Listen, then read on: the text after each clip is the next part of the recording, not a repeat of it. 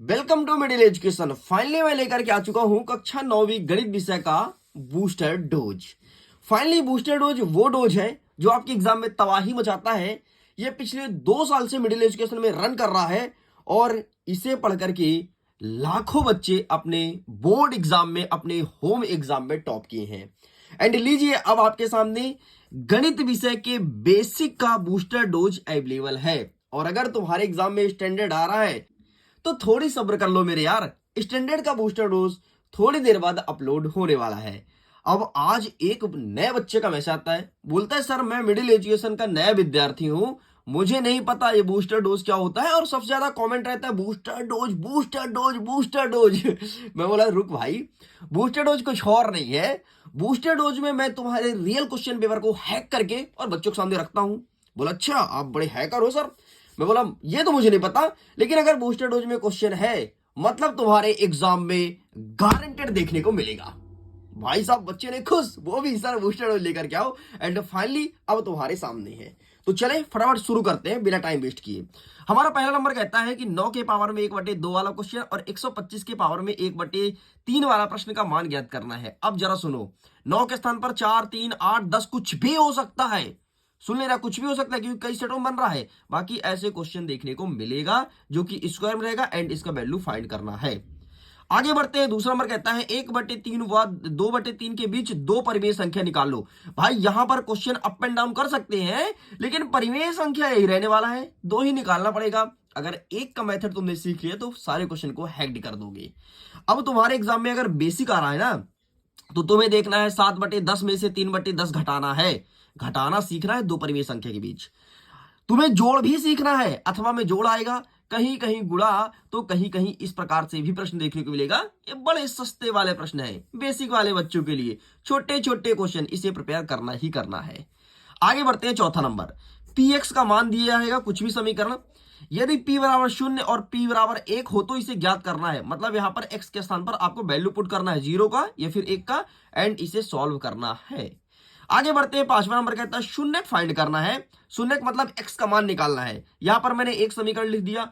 अलग अलग सेटों में क्वेश्चन चेंज देखने को मिलेगा, मैं बता देता हूं अभी से, ठीक है। यहां पर चेंज रहेगा यार, बाकी क्वेश्चन सेम रहेगा। यहां पर जैसे 2x के स्थान पर 4x दे दे, 10x दे दे, बाकी x का मान निकालना है। तो शून्य ज्ञात करने का तरीका आप जल्दी जल्दी देख लो, डेफिनेटली अच्छा कर जाओगे। आगे बढ़ते हैं। गुणनखंड करो, बड़े सस्ते वाले प्रश्न बेसिक वाले बच्चों के लिए। स्टैंडर्ड में ये सब कभी नहीं आएगा, ठीक है। तो ये क्वेश्चन आपके बेसिक में देखने को मिल रहा है। नेक्स्ट कहता है बिना गुणा किए हल करना है, ठीक है। 101 गुणे 102, ये है आपके 4 नंबर का प्रश्न। ले भाई 4 नंबर का प्रश्न क्रमांक 20 का प्रश्न रखा है, 20 का है ना, 20, 21, 22, 23, नहीं 21 नंबर का प्रश्न ये है। आगे बढ़ते हैं। नेक्स्ट क्या कह रहा है, ये भी 21 नंबर का प्रश्न है, ठीक है। गुणनखंड करो। आगे देखते हैं। 9वां नंबर कहता है एक्स वाई जेड हो तो इतने इतने का वैल्यू फाइंड करना है। ये भी आपके 21 नंबर का प्रश्न है, मतलब 4 नंबर का प्रश्न है। नेक्स्ट, भुज और कोटि को पहचानना। अब ये देखने को मिलेगा भुज और कोटि, इसको पहचानो कैसे जरा यहां पर समझना, मैं बताता हूं। कहां पर समझा दूं, यहां पर ही समझा देता हूं। देखो भुज कोटि कैसे पहचानते हैं, जैसे आपको दे देगा 2 और 3, बोलेगा कि इसमें भुज क्या है कोटि क्या है। तो याद रखना, निर्देशांक ज्यामिति में पहले x आता है फिर आता है y।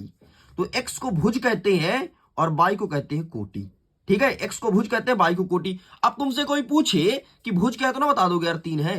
अगर तुमसे कोई पूछे कोटि क्या है तो ना बता दोगे यार 2 है।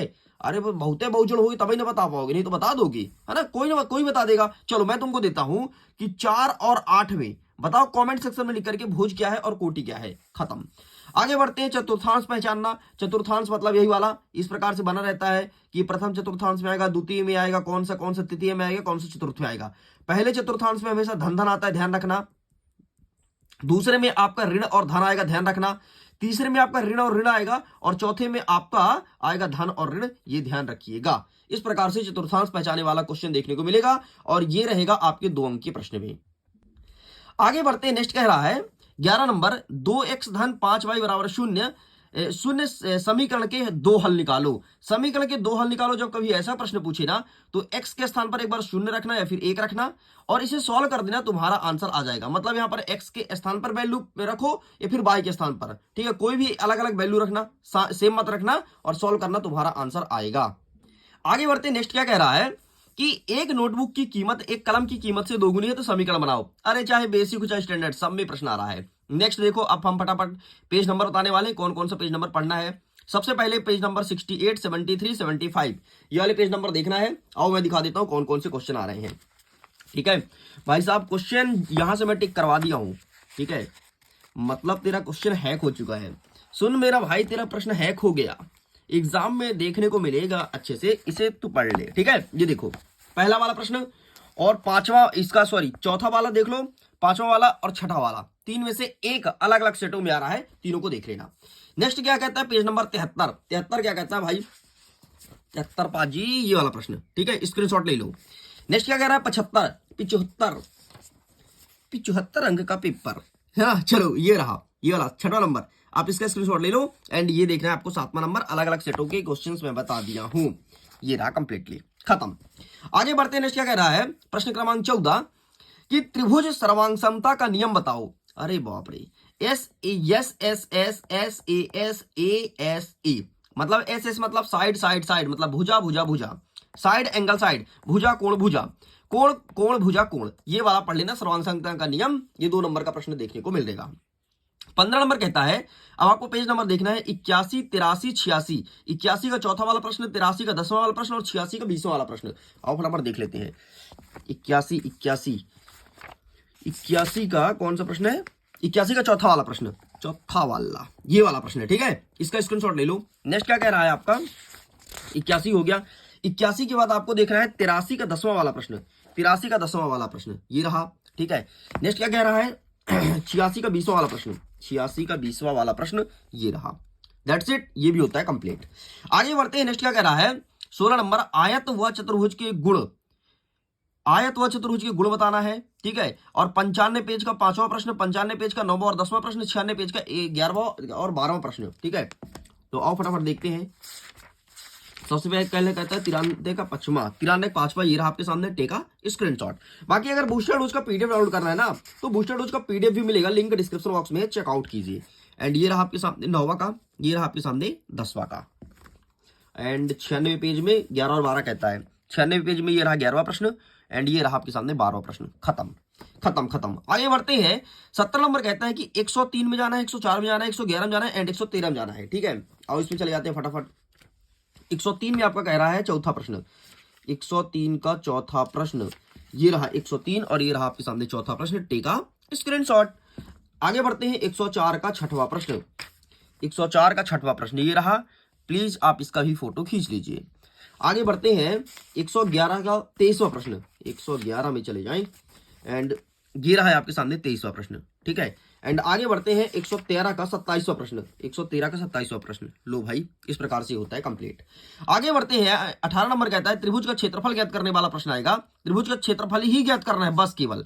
ठीक है, कौन कौन से क्वेश्चन, 18 का 2, 119 का 7 और 120 का 3। तो आगे चलते हैं 18 का ये रहा 118 का 2 नंबर, ये देखो इस प्रकार से हो सकता है यहाँ पर वैल्यू चेंज देखने के लिए, जैसे 40, 24, 32 ना देकर कुछ और दे दे, बाकी त्रिभुज का क्षेत्रफल ही ज्ञात करने वाला आएगा। तो कुछ नहीं, तेरे को क्या देखना है, फॉर्मूला। ये सवाल मत रट, तू फॉर्मूला देख, बस फॉर्मूला से तेरे को काम करना है। अब तेरे को थोड़ी दिमाग लगाना पड़ेगा क्योंकि गणित का पेपर है ना यार।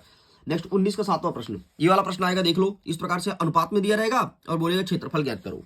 ठीक है, तरीका देखते हैं मेथड। एंड नेक्स्ट क्या कह रहा है आपका, 120 का तीसरा प्रश्न, 120 का तीसरा प्रश्न ये रहा आपके सामने, इस प्रकार से देखने को मिलेगा। आगे बढ़ते हैं, नेक्स्ट क्या कह रहा है, 19 नंबर की गोले का पृष्ठीय क्षेत्रफल और गोले का आयतन ज्ञात करने वाला सूत्र आएगा। ध्यान सुन लो, गोले का पृष्ठीय क्षेत्रफल और गोले का आयतन ज्ञात करने वाला सूत्र आएगा, मतलब सवाल आएगा। तो ये आपको मिलेगा 124 के 7वें प्रश्न। तो 124 ये रहा एंड 7वां प्रश्न ये रहा। इस प्रकार से देखो दिया रहेगा, इस प्रकार से तुमको क्या देगा, गोले का त्रिज्या दे देगा, कोई भी एक दे सकता है। ठीक है, वैसे ज्यादातर 7 वाला आता है, तो कोई भी त्रिज्या दे देगा और बोलेगा इसका पृष्ठीय क्षेत्रफल ज्ञात करो। तो इसके लिए तुम्हें क्या है, तो होना चाहिए सूत्र, गोले के पृष्ठीय क्षेत्रफल का सूत्र 4πr², और गोले के आयतन का सूत्र पढ़ लेना, यही देखने को मिलेगा। आयतन वाला कौन सा प्रश्न है, तो ये है आपका शायद 125 का 13वां प्रश्न ये रहा। ठीक, इस प्रकार से इसका आयतन का सूत्र होता है 1/3 πr²ah। खत्म। आगे और कुछ बचा है, बस 2 प्रश्न और बचा है, फटाफट देख लो। 20वां नंबर कहता है कि 129 का 11वां प्रश्न। ठीक है, 129 के चले जाओ और 11वां प्रश्न ये रहा आपके सामने गुब्बारा वाला। ठीक है, नेक्स्ट क्या कहता है 12वां प्रश्न, ये रहा आपके सामने। नेक्स्ट कह रहा है 14वां प्रश्न, ये रहा आपके सामने। ठीक है, 14वां प्रश्न आएगा, इंपॉर्टेंट है। आगे बढ़ते हैं 131 में 5वां देख लो। ठीक है, 5वां, और ये रहा 131 का 5वां नंबर। एंड नेक्स्ट क्या रहा 132 का 8वां नंबर, ये रहा आपके सामने, टेका स्क्रीनशॉट। आगे बढ़ते हैं, अब एक आएगा आपका 20वां प्रश्न जो कि रहेगा 3 नंबर का। एक बोलेगा दंडा आलेख बनाओ, एक में बोलेगा अथवा में आयत चित्र बनाओ। ठीक है, अब दंडा आलेख और आयत चित्र का कॉन्सेप्ट देख लो, बाकी तुम कर पाओगे, यू कैन डू इट। ठीक है, ये रहा, इस प्रकार से बनाने हैं आपके दंडा आलेख। ठीक है, ध्यान से देख लो, इस प्रकार से चित्र बनता है दंडा आलेख का। एंड आयत चित्र वाला इस प्रकार से प्रश्न रहेगा, एंड इस प्रकार से आयत चित्र बनेगा। आयत चित्र जुड़ के बनता है, दंड आलेख दूर दूर बनता है, और इसकी प्रैक्टिस कर लो, तुम अच्छा कर पाओगे। इस प्रकार से कक्षा 9वीं बेसिक वाले बच्चों का बूस्टर डोज होता है कंप्लीट। जल्द ही स्टैंडर्ड का बूस्टर डोज आएगा। So thanks for watching. खुश रहिए, पढ़ते रहिए, मुस्कुराते रहिए। Bye bye.